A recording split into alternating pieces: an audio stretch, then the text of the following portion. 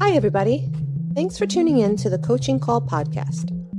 On this podcast, we'll cover various types of coaching by trainers in sports, martial arts, fitness, and business. We'll discuss each coach's methods to getting the most out of their respective athletes or clients and how they attempt to change the platform in which they coach. Join us on a fun adventure as we discuss unique coaching styles. Coaching is a universal part of how we get others to get something done.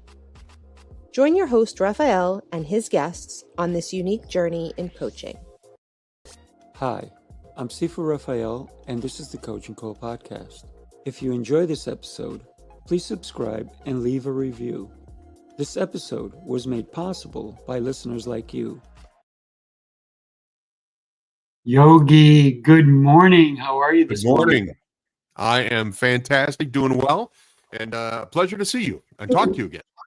Yes, sir. Yes, so we had such a fun time last time that we got together. The reason I love this particular show so much is because I get to know more about you. So I'm very interested. And usually the way I start is I want to know where you were born and who influenced you even before the age of 10, if you will. Ooh. Well, I was born in a small coal mining town outside of St. Louis, Missouri called Staunton, Illinois. But family moved to St. Louis right away, so I claim no Illinois roots other than a birth certificate. Born and raised in St. Louis, Cardinals fan, Blues fan, big fan of St. Louis. And it's funny, you don't, when you're in the moment, you don't have the perspective, right? You don't understand the influences and the impact that people around you are having. But I got to tell you, now that I'm 55 and looking back on life and just having lost my mother in March. Wow. Yeah. Well, thank you. That example that was set, not just as a couple, but as individuals. My father inspired me from a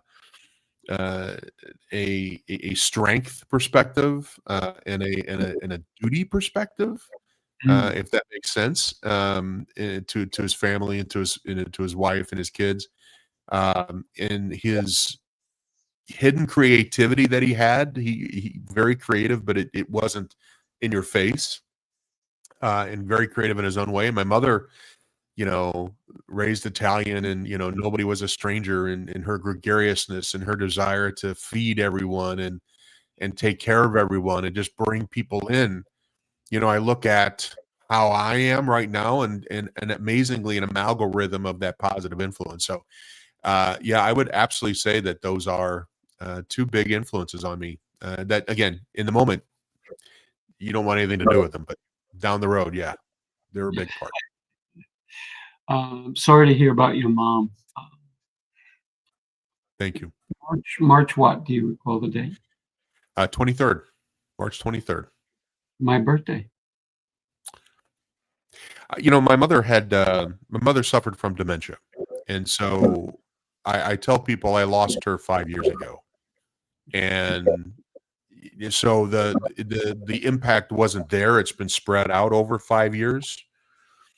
But the absence obviously is still the physical absence is rough, but I lost my mom 5 years ago to some extent.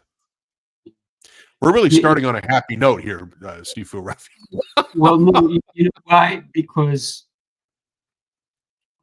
we got to celebrate those people who impacted us in any direction, whether it was positive or negative.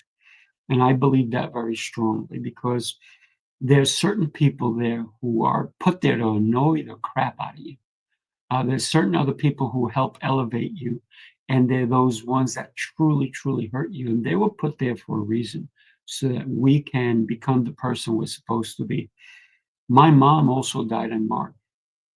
That's why it was interesting when you said March.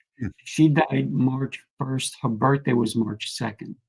Oh, wow. And she died March when we all got hit with COVID. March of 2020. And it was very interesting that I got to go to Florida, where she was, where you are, And I was able to spend a week with her the week before she died. And there was something in that I felt I had to go see her, right? I'm in New York, and there was a calling in my heart that said, "I need to go see my mom." And I spent a beautiful Was there a finality about it when you were there? Did you know that this might be the last time you see her? no idea. No, she also had dementia, but, she still knew who we were, all that kind of stuff. But, sometimes she would say things that were not proper, in a way. Not Tourette's type of deal, proper. But, it was interesting because it was probably the most beautifulest time I ever spent out of my Oh. whole. Mhm. Yeah, that's the thing, when you realized after years of your own experience how important these people were and the influence they had on you, you wish you could have another 20 minutes with them. Yeah. And you tell the young people, "Oh, you know, you need to talk to your parents, you need to talk to your grandparents, you need to ask them about their life and what they learned." And they're like, "Yeah, yeah, yeah, yeah, yeah." And then all you do when your parents pass when you're older is like, "Well, I wish I didn't let all those calls go to voicemail because my mother just had an innate ability to call at the worst possible times. Mm. And I wish I would have picked up more of those calls." You know, woulda, coulda, shouldas. But if we impact somebody to do that, then we've done our job, right? If we There you inspire somebody to reach out and strengthen that relationship, we've done good. Everybody listening, call your mom if she's still alive. Call your dad. Call Call your your mom. uncle. Call your brother. Call your cousin. Call somebody that maybe you have a relationship, but maybe you haven't spoken to them in some time, right? And you know what? Life is too short for us to hold grudges. Oh, amen. Mhm. Amen. And I grew up uh in an Italian household, and grudges were common at some point. But my mother always kind of bucked the system, right? And Mm. again, that's where sh that was not a part of her at all. She was the opposite, right? And she would go out of her way to make sure relationships were maintained and stable. And if the other side wasn't involved or didn't care, that wounded her deeply. She took it personally, not from a perspective that, well, that person was wrong and that person was right.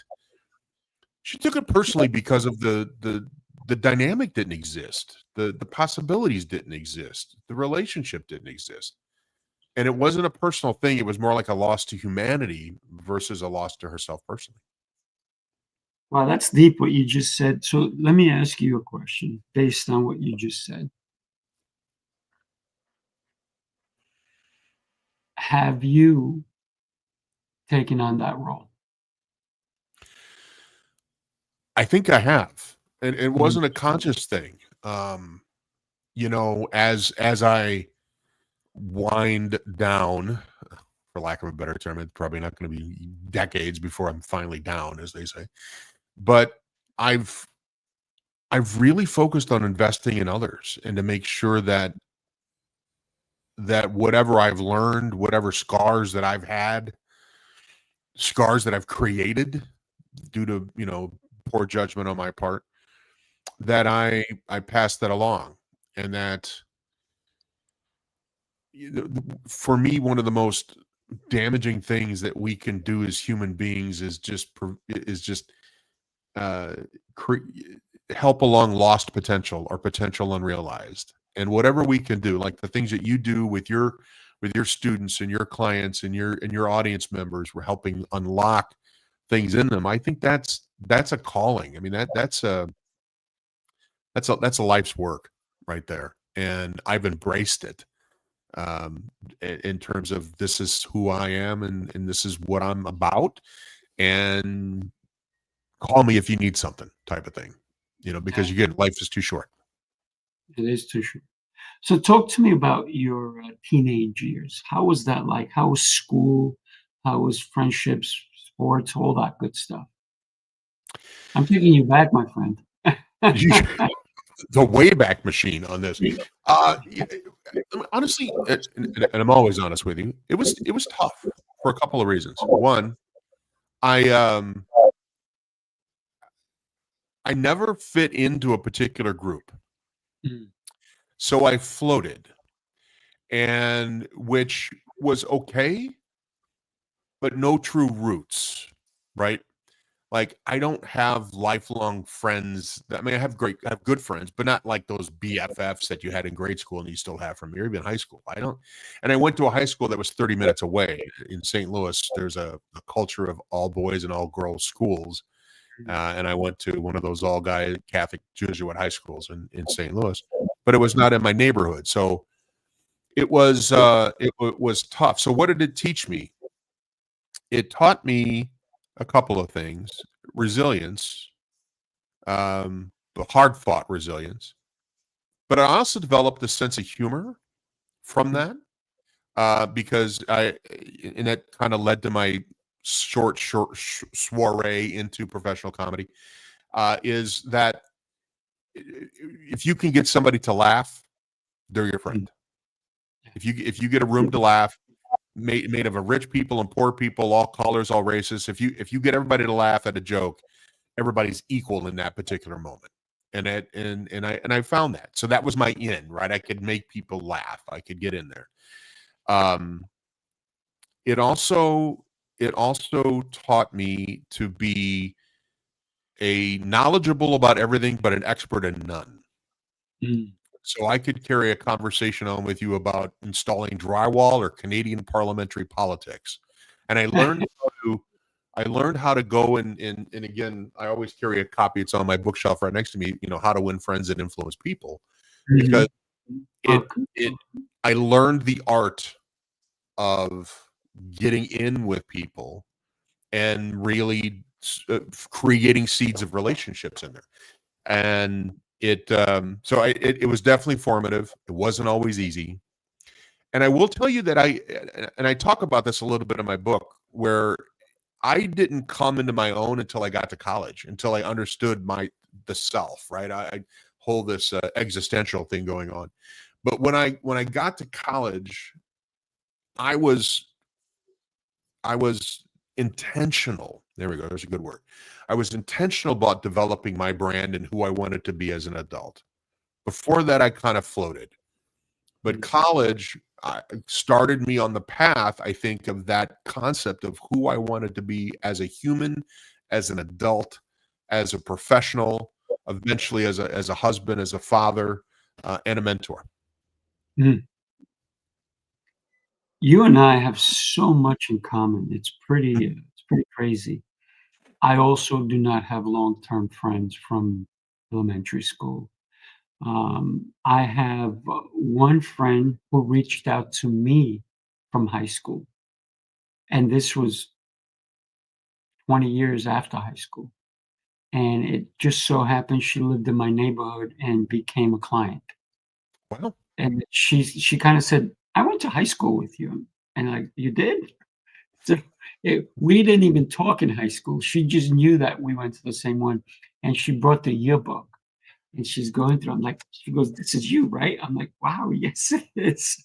It was kind of funny. And so she remembers me. Unfortunately, I don't really remember her, but obviously she's a great person. But for me in high school, it was just in and out because I was on the gymnastics team. I was on the handball team. I used to help people learn how to swim before zero period. So it was all these different. I was always moving and doing things, right? Always, but I was not there to socialize. Kind of crazy, right? In high school, you think you're going to socialize. I was a mover and shaker even back then. Wow. And so Okay. even then, I had a full-time job in high school. I used In to high read. school, full-time job? Yeah, but almost 40 hours a week. Well, sometimes 40, sometimes 45. I worked at a movie theater that I would have to travel to Manhattan for, New York City. I lived in Queens, and it would take me an hour to get there. And then I would be getting home at 2 in the morning. And then, because what happened is my sister got me the job and they thought I was 18 because I was Oh, tall. So I went with it. So I went with it. But it was such an look incredible at you time. causing people to violate labor laws. I know, right? But guess what? It was so great that even before the time I was 18, I was in charge of all these people who were double my age. They were in their 30s and 40s, and I was their boss. So, but it was because of the way I carried myself, because I've always been a people person, not a people pleaser, but more of a people facilitator, right? Because Oh, I like that. you can be a people person, and just because you're yesing people and you're doing whatever they want, but when you facilitate, you're helping people, and then that's how you become a better people person, I believe. I love how you realize that you found you, right? And sometimes that comes in the quiet times, doesn't it? Oh, absolutely. I one of my greatest experiences is sometimes when I form a company, I had a corporate office in Boca Raton, and I'm in Orlando, Florida, and that requires a 2.5, 3 hour drive on the turnpike. I would go down, not play a radio, and just spend time in my head. And, whether that's meditation, whether it's just deep thinking, I Mhm. found those incredibly cathartic moments. You know, when you're not in a car with the windows closed and the radio off, it's sometimes hard to find those quiet moments, but you need them. Yeah. And some of your best thinking is done. I've written some of my best songs in the bathroom when nobody's bothering me. By the way, when I was a songwriter. So there's a lot of creative things go on in there because you shut the world out, literally close the door. Yeah. It's very interesting. The other night, Monday night, uh, I woke up at I went to sleep at like 10:29. I know because I looked, it was like 10:25, and it doesn't take me long to go to sleep. I kind of snap and I'm sleeping. But I woke up at 12:19 thinking it was my usual wake up time, which is around 4:15, sometimes 4. And I look at I grab my phone thinking, "I gotta get up." And I look at it, it's 12:19. I'm like, "Why am I up?" And there was a thought in my head, and I said, "I gotta go write it." And I went to write it, and I said, "Let me try to go back to sleep." I could not go back to sleep at all. So I Because said, you were fired up. I was fired up, and I just wrote, did some work. And then I went and worked out, and then I did my 6:50 AM show. And I didn't go to sleep that following night, which was last night, till 10:30. And so it was a productive day because my mind was fired up. So we think about productive. You talked about that you started a company, and what was the catalyst? Was it your first company, second company? What happened there? How did that happen? So the joke I tell is I was VP of talent development and leadership at a major timeshare organization, and they got bought out. So I said they freed me up to pursue my entrepreneurial dreams after that acquisition. So I had started a business, an official business way back just right after college because I graduated in '92. Had a job, a nice job, and that was a recession, and I was laid off like after 4 months of being in this new job after graduation. So I started one there, but I was dumb, I was stupid, I was a kid. Yeah. I didn't have that entrepreneurial dream and knowledge that I have now. Um, and so I don't count that. But over the years, I've been in comedy, I've been a musician, I've done other things. So I've kind of had side gigs, as they say. But this was something that I'd been thinking about for quite some time with Craft Leadership LLC, which is my consulting organization. And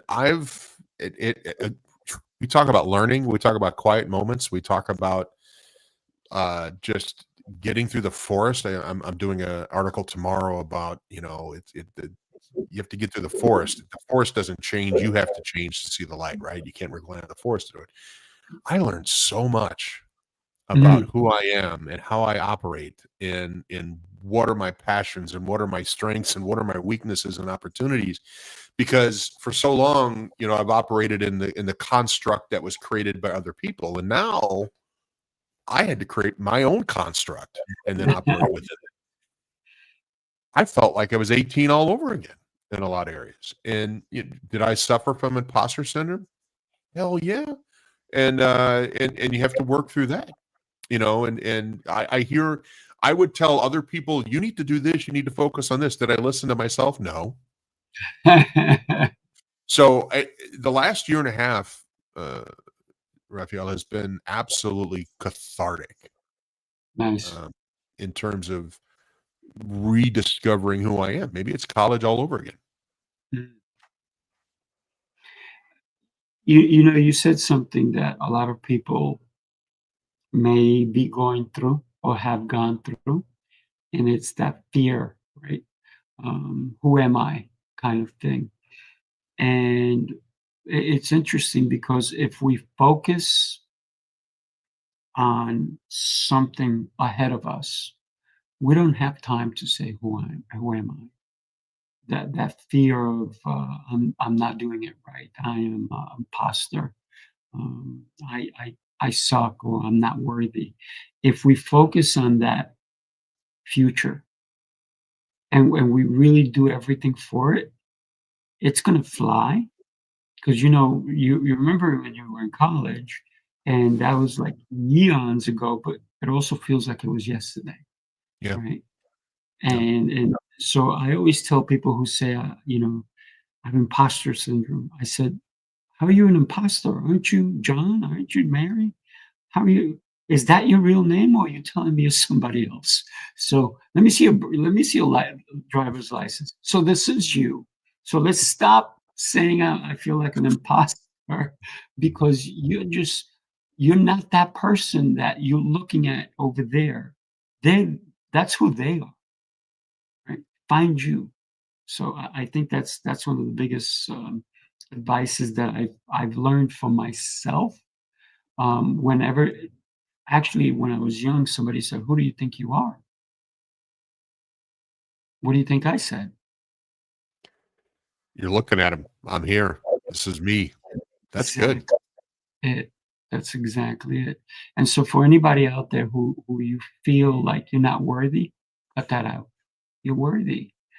To me, we're all created in God's image, and if He created us to look a certain way, there's a reason for it, right?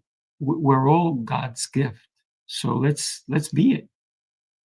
And so there are no imposters unless you're, working for the CIA or whatnot.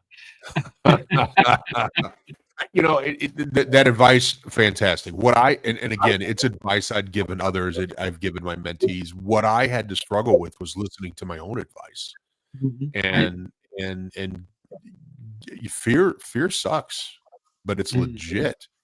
I mean, you could be nervous and you could be slightly apprehensive about going into new areas that you've never done before, but fear is debilitating, and fear will just set you back decades. And so, I would say there was. I want to say there were dark moments, but there were moments where I'm like, what the hell am I doing?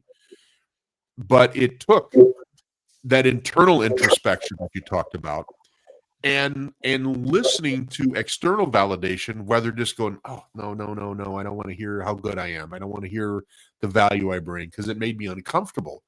Mm. But that's the cosmos telling you you have value. So it's just getting over that hump, I think, was a learning experience for me. So, it's very interesting because fear does do that to people. A young man who's afraid to ask a girl out, what's the worst she's going to say? Or a young woman who says, you know what? I want to date that guy, but he's terrified to ask me out. Let me just ask him out. even though I may be terrified. And it goes both ways, right? So we live in a world where, yes, back maybe in the 1950s, only the guys asked the girls out. But it goes both ways. It's don't let the fear stop your yeses or your no's, because a no may be the best thing you'll ever hear, because it lets you know, okay, that's not going to work. Let me go do something different. And I think That's that's what a very good happens to people, right? If I could go back, I mean, confidence is the key, right? Confidence is the secret that if I had to do it all over again, and I don't want to because I am very blessed in many areas of my life, right? But if Thank I had to God. go back again, uh, confidence is something that I would find really quick and hold on to because it opens doors and people respond to it. And now sometimes it's almost confidence can be misconstrued and sometimes not in a positive way, right? And so people are apprehensive about being confident. They're apprehensive about saying that they are differentiated from somebody else or another business, right? And there's a lot of self-consciousness going around that. And working with athletes like you do, I can imagine that comparison, that you know, not wanting to be the best person because it makes you stand out or cast a bad light on it. What are some of the philosophies you share with them? Wait, I was going to find out about you. So I'll, I'll answer that quickly. But here's what I do tell people, right? If you're great, be great, because your greatness will elevate someone else. If you're great and you hide it, you're hurting everyone around you. So be great, better than that. Be greater than great, because you have that capability. And the greater you become, other people will follow in your footsteps. And you don't want them to be you, but you want them to be unique to themselves, that they go, I was inspired by so and so. Look at Michael Jordan. How many people did he inspire? Meanwhile, the poor kid was not allowed to play in his own basketball team in high school. Hello? He didn't let that stop him. That was pointed as hell. And I love the way you frame that too, because your inability to embrace your own value has potential negative implications to those around you and to lives that you could have touched. But because you put it under a bushel basket, as we talked about earlier, um, that light won't shine in others. That's a mic drop right there, Sifu. That's I need my mic. I need my mic. yeah. But the only people that have ever dropped the mic are the ones that never actually had to pay for one, right? Yeah. Or maybe they had nothing else to say. That's the only reason this mic dropped. Because if they dropped it broken, they wanted to say something else, that's it, you're done. Get off That stage. is true. Um, I got to tell you, I really enjoy our conversations and getting to know you deeper. What was your first experience in the business world, Yogi? In general or entrepreneurship? I mean, I don't know if you sold newspapers when you were a kid, or Oh. ice cream or whatnot, but what was Well, I that was one like? of those. Did that I teach you? I was one of those old timey kids that actually wanted jobs at 16 in a card and get out of the house. That's not necessarily a sentiment these days. In high school, I had one job during the year and at least two during the summer. So I was always working, and I can remember, God, leaving school before I could even drive because I got a job at 15. I got picked up. I went to work for 9 hours, came home, did my homework, went to bed at 1, kind of like you were talking about high school.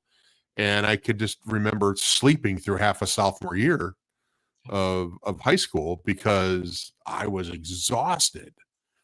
But we instilled my wife and I instilled that same kind of work ethic. And this is a good word.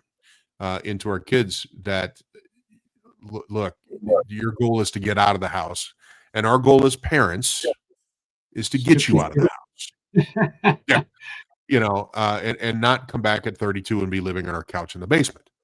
And so at 16, they both got their driver's license. They both got jobs, and they are incredibly strong, confident, successful women in their careers, and are going to, and everybody around it sees like you're like a unicorn because you operate at a level that is not often seen in the peers of your age. So I think we did well on that. But I that came from my parents, and they didn't push me out the door, but they created an environment where I understood that that was the right thing to do.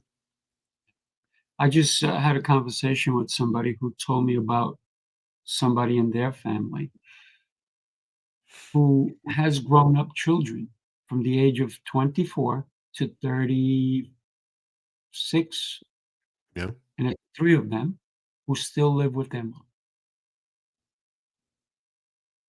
And I'm like, what is this woman doing to her kids? I know what she's doing. Companions, right? But she's not letting them really live their life. And we need to let our kids fail, Oh, yeah. right? It Like builds we did. character. Yeah, yeah. Go out and skin her knees a little bit, outside. That is, and I will tell you that I think the younger generation is picking up on that. Have you noticed that the younger Gen Zs and what I don't remember what they call this up and coming generation, but they're like shunning technology. They're wanting jobs. They're wanting out of the house. They're not waiting till they're 22 to get a driver's license.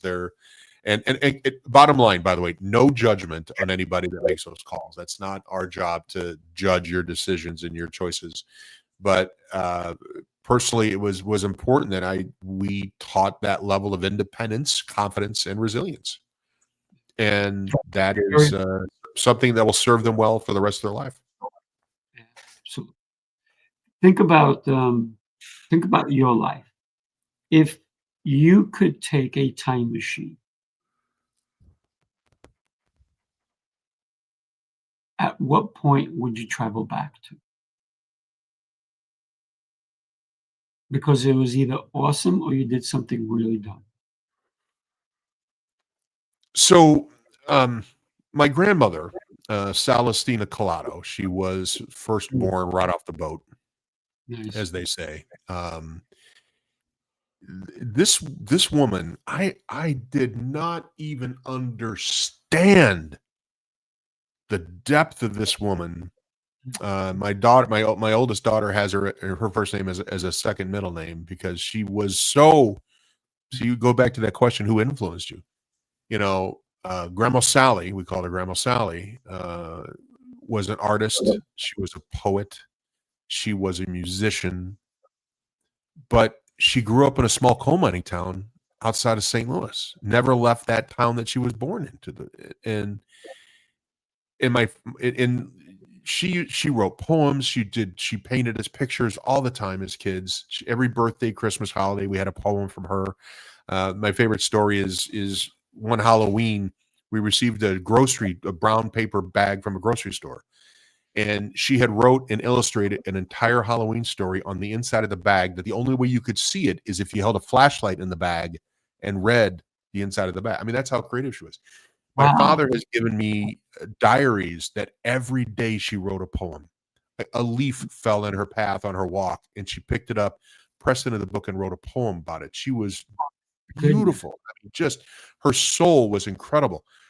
And I'm thinking, if she grew up in New York or Chicago or LA and had access to this, she might have been the next, Georgia O'Keeffe or Sylvia Plath or somebody like that, right? That who would have known? But she grew up in a town where her husband allowed this, which not always the case, if you know what I'm saying. I understand the word allowed. Yeah, to be that self-expressive. So she had that environment where she was able to thrive in. and I'm enamored. There is so much work from this woman. I would go back to answer a long way to answer your amazing question.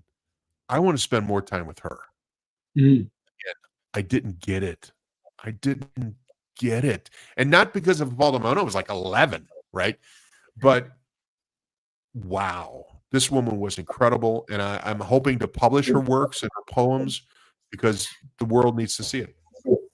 Oh my God, that would be an incredible, incredible book. And definitely not only your book, but I would love to have her book that you wrote about her on our show, Authors Tales. Because when we look at somebody like that, who, my gosh, I want to know her. And through her poems, we can get to her mindset, which was beautiful, obviously. So thank you for sharing her with us My even now. pleasure. Thank you for allowing me to tell her story. I'd love to share a little something with you. Just take a look and we can chat. You followed the rules, tried the restrictions, counted the carbs, the steps, and the failures. You're not lazy, you're exhausted from doing it all without real change. What if the problem isn't you, but the plan? Sifu's Mind Body Method is a 90-day transformation built on 7 unshakable pillars: mindset, movement, nutrition, hydration, fasting, journaling, and faith. This isn't another shortcut.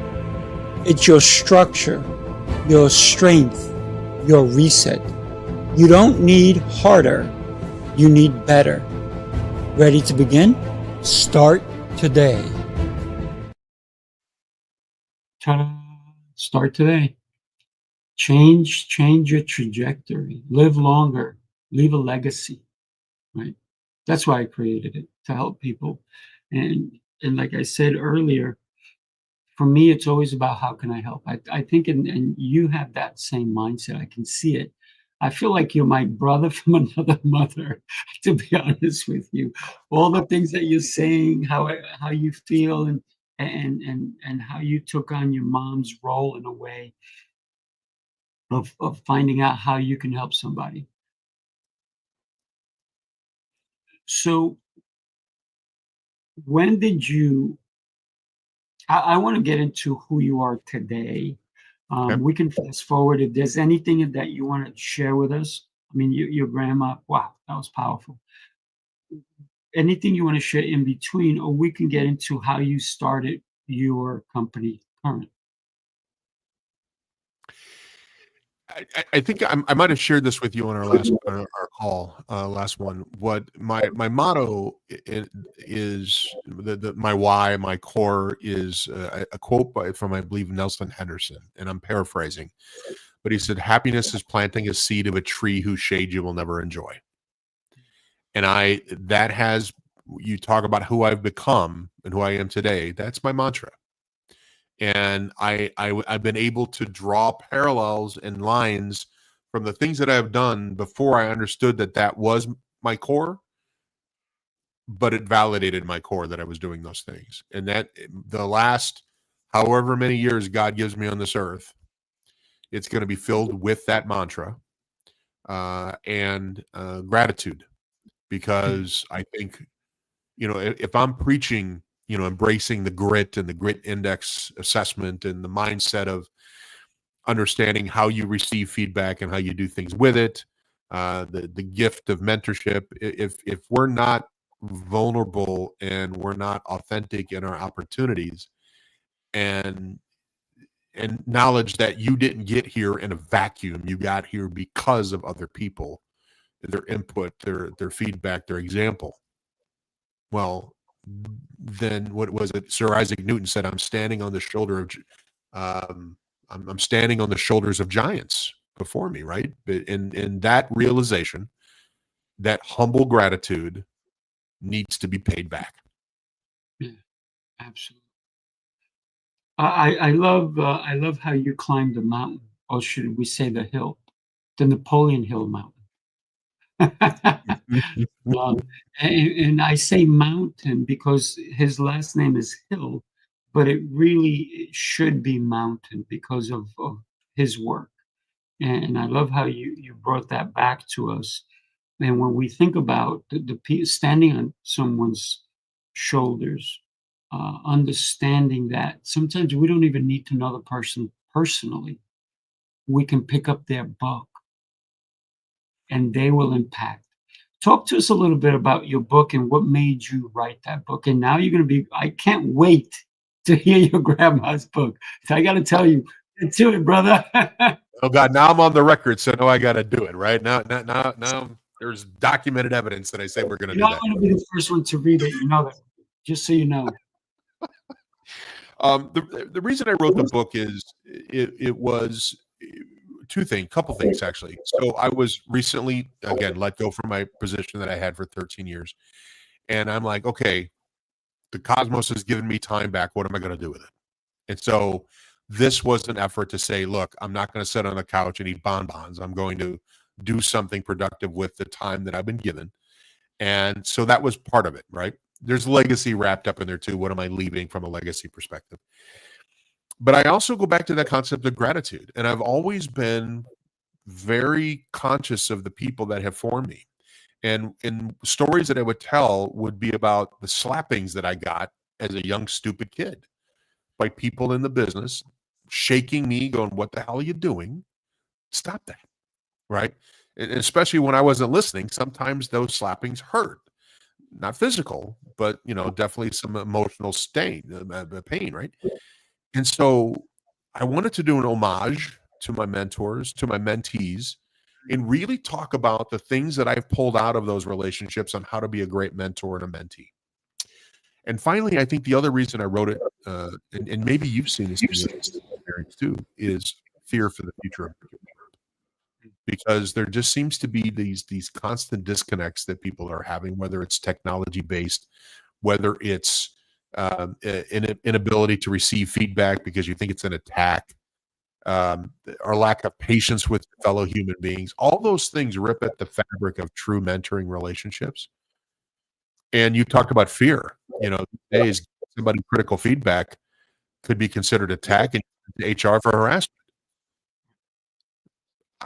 I don't have a comment on that, but I know that's a reality some places. All those things, I think, eat away at that true mentoring relationship where if you're not able to give and receive critical feedback, it's not a mentoring relationship. It's very interesting that you realize maybe after many years the impact that you've made on somebody just because of being you. And so that's why when I talk to any athlete or anyone I coach, I tell them, it's don't step on anybody to get that trophy. Don't step on anybody to get to that next level, but bring them with you. Take them there. And recently, as of this week, actually, I was with a client and they had their phone and they hit a button. And I kind of looked and I was like, wait a minute. I saw their screensaver. Their screensaver took me back. It was a picture of him and I on his screensaver.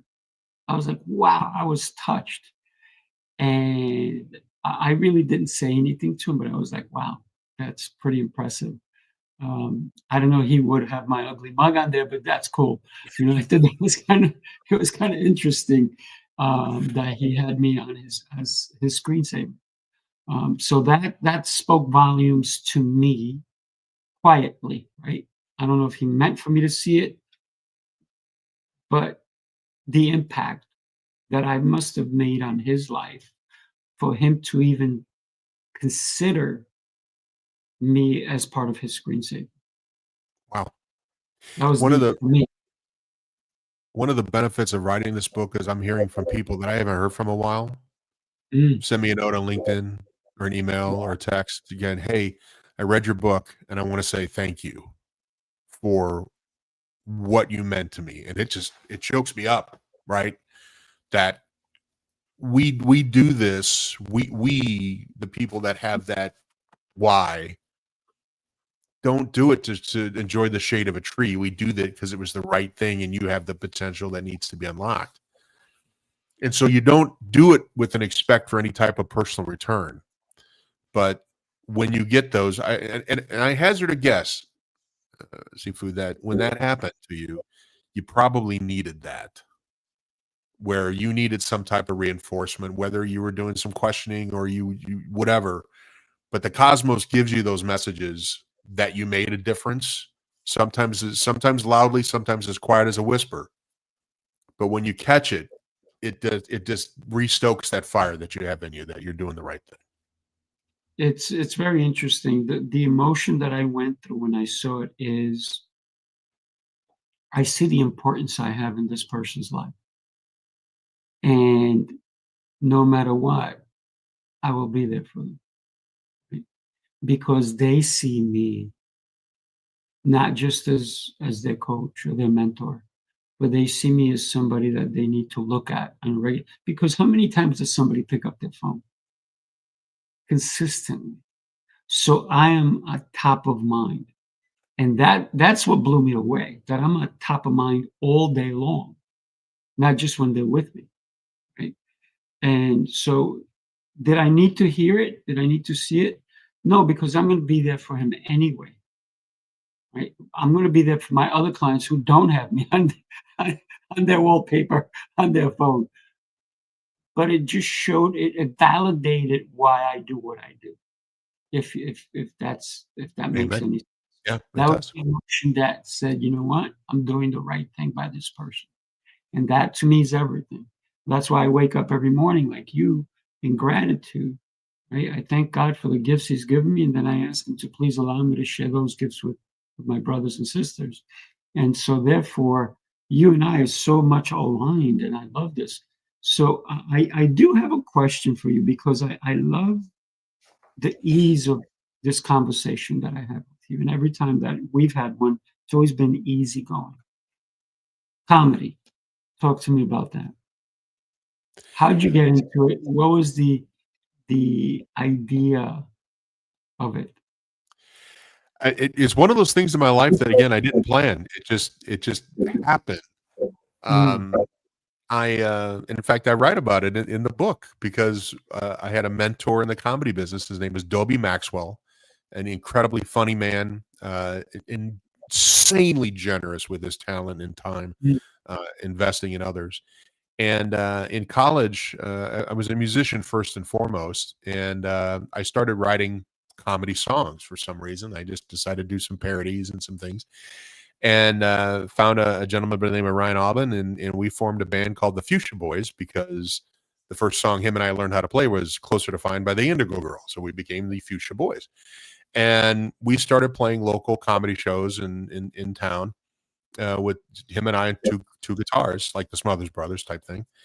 And we ran into Adobe. He was a DJ at a morning radio station, and we came in and we were doing something, and he kind of adopted us and gave us our real first paid comedy gig and helped us hone our craft. And my claim to fame from a comedy music business is my song was played on the Dr. Demento show. So mm. where like Weird Al Yankovic and all those folks got their start, that was it. So we were able to do bars, but we were able to do comedy clubs. And so we did the Chicago, Midwest, Wisconsin area for about 6 or 7 years. Wow. Loved it, learned a lot. Not every business is supportive. So Delby was a unicorn in that business. He was one of those people that validated my desire to do this as a passion, as a life's work, because he would sacrifice his time and his knowledge to help somebody else succeed. And I can never repay that other than trying to pay it forward. Yeah. So So hopefully I've kept my sense of humor after all these years. sounds like you have. Sounds like you have. So when you tell somebody you were in comedy, I'm sure you get this question all the time, or this statement. Tell me a joke. Wow. No, I'm not asking that now, because that's a lot of pressure, right? That's a lot of pressure. Because I understand. I have a client who's a comedian, and he's world renowned. He's played in all venues all over. He's been on HBO and so forth. But it's very interesting because a lot of people, because that somebody's a comic, they think that they're gonna just like have a joke, and some do, but sometimes it takes thought to even think about, is this funny enough to share? Because sometimes you have to go through that process of that evaluation of a joke, right? Oh yeah, well, yes and I think one of the things that I walked away from the comedy business being good at is improvisation. To be able to think off the cuff, especially when you're facilitating in front of a group of people, being able to throw those lines in there that are in real time, having to do with what's going on, is gold when it comes to speaking. And I will always treasure that. But when somebody says, tell me a joke, be funny, like in the moment, that's daunting. Yeah. And again, what happens is you open up that Rolodex in your brain of a million different jokes, and you're like, okay, proper, not proper, funny, is it relevant, is it, and you just death of a thousand process questions trying to come up with a joke. Oh yeah, it's very interesting. It's not like a musician. It's a little bit different because you can say to a musician, "Play me one of your songs," right? Because they've played it so many times, they've practiced it so many times. But comedy does have to switch a little bit, doesn't it? I think it has to absolutely do what's in the moment. Asking me to tell a joke is not a funny situation, but if I'm involved in a funny situation, I can come up with these one-liners all the time, right? So I think you just helped me unlock the key. I think you can't force somebody to be funny, like be funny, but I can observe something and have a comedic quip to come back with that can be just as funny. So I'm not Henny Youngman with a bunch of one-liners, or Stephen Wright, a little more contemporary. I'm dating myself with a Henny Youngman reference, but I wish I could. If I had a skill to be able to immediately pull that joke out of my Rolodex and tell it without offending anybody these days, that's a skill. Yeah. I had a musician on one time, and he teaches guitar, right? And I said to him, "Would you play a song?" He said, "No." I said, "Fair enough, fair enough." And so we talked about how he teaches and all that stuff, but and I've seen him play. He's phenomenal. He is phenomenal, but he wouldn't even play like for 10 seconds. I was like, "That's kinda Really? interesting." Yeah, it was interesting. We had a great conversation. It was a great show, but he would not play in it, and I was like, "Okay, I'm gonna respect him because I don't wanna make him uncomfortable as well." And so a lot of times, when somebody says, "Be funny," it's not the same thing as be cute, right? It's I a fail whole at that too. you and I both, but you can't say to a puppy, "Don't be cute," right? Puppies are going to be cute. That's their nature. Babies are going to be cute. That's their nature, unless they're crying and they need to be changed. Uh, but when we think about life, and I asked you, if there was a time machine, what age would you go back to? And you talked about your grandma. Would you take that time machine forward? And what would you do? Because, by the way, I'm already giving you a time that I want you to be in the present. It's my 100th birthday party. I want you there. We're gonna have some fun. But think about, if you could go forward in time with a time machine, what would you want to accomplish by doing so?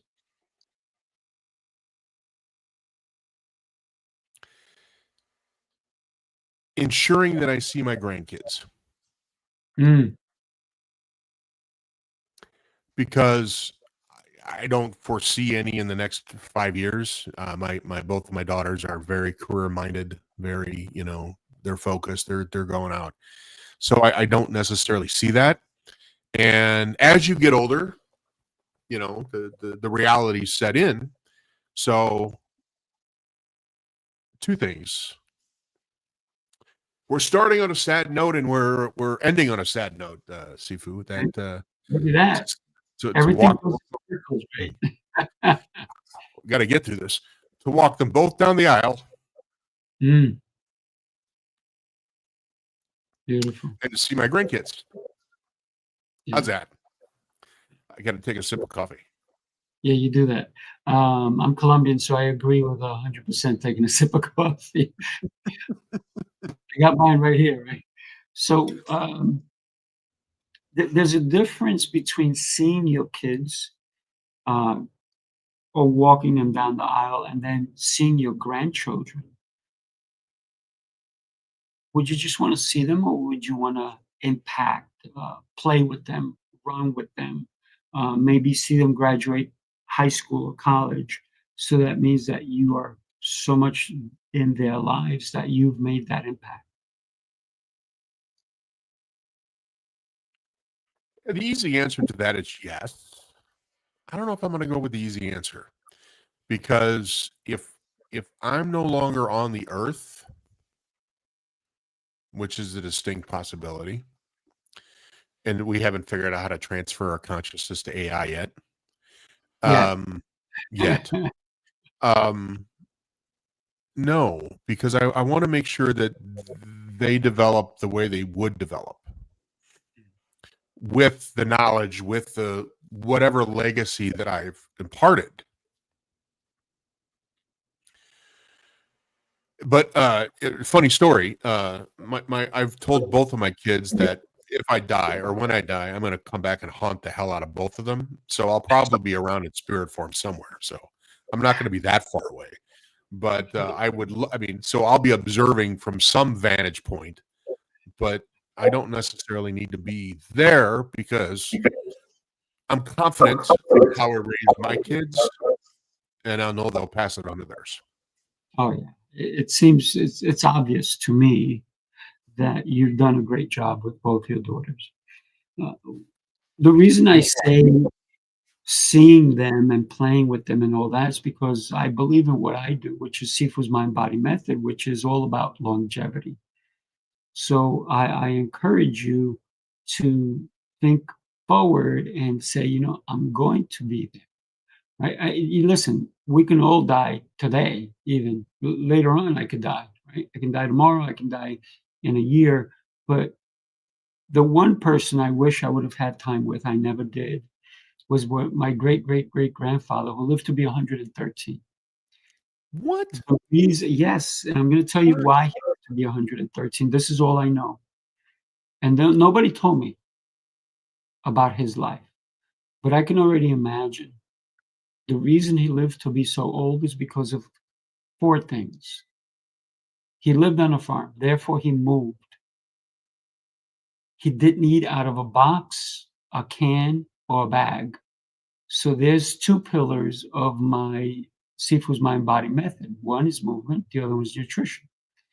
And because that's way back in the day, before processed foods started, processed foods really started in the 1950s, when everybody tried to make things convenient. And what they really did is, convenience is killing us, with high blood pressure and all these other illnesses that we have nowadays. But if we go back to the way he lived, we can all live longer. But the thing is, are we in such a fast-paced world that we don't want to slow down to live longer? So that's why I created Sifu's mind body method, right? And I would love to share that with you too. Now, that great sentiments. Congratulations on the DNA and the genes on that as well, because that's incredible. And to me, it's always been about quality of life, and it's been about, you can be alive but not have a quality of life, and maybe some of that's formed from having my mother in the last 5 years and seeing her quality of life significantly decline. But my goal is to live a happy, full, and generous and grateful life. And whenever I move on, come back and haunt the hell out of my family. That's very funny. I got to tell you, the energy that you bring, it's beautiful, right? So definitely keep that going. When you consider the life you've had, and I go back, I look at my life. I mean, everything happened for a reason. You talk about getting slapped. It's kind of funny when you say it that way, right? Because those slaps made you today, right? And I love that. Yogi, I'm going to put your website across the bottom, right? craftleaders.net. I'd like to have somebody understand why they need to reach out to you and how you can be of service to them.